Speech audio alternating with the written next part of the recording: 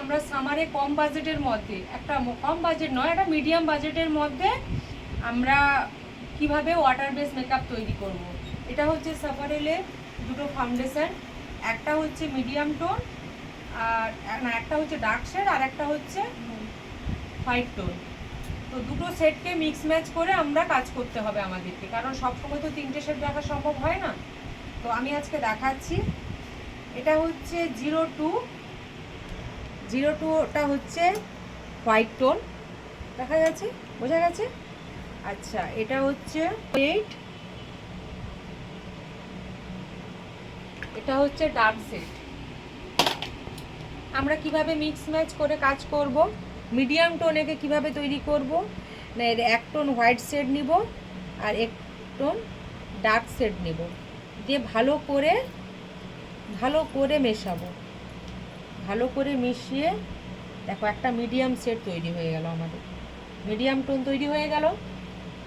আচ্ছা, এটা হচ্ছে হোয়াইট টোন, এই যে এক সেট, আর এটা হচ্ছে ডার্ক শেড।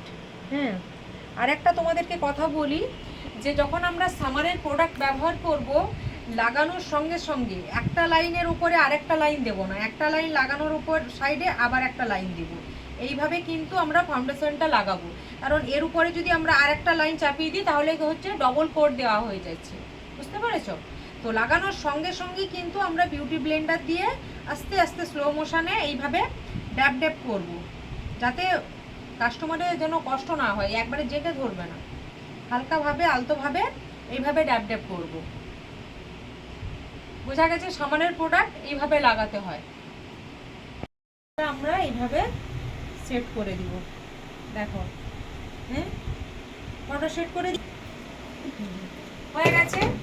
আমি এটা কি করলাম না, এটা হচ্ছে ক্রাইলন ডার্মার, এই যে ডার্মার ওয়াটার বেস পাউডার আমি স্প্রে করলাম। স্প্রে করার পরে আমি জল দিয়ে দেখাচ্ছি তোমাদেরকে।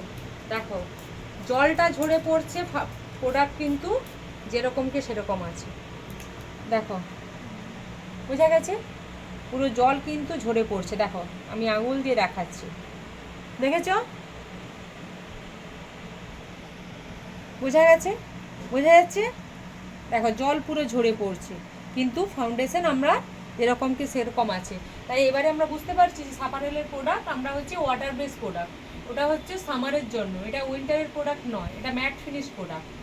বুঝতে পেরেছো?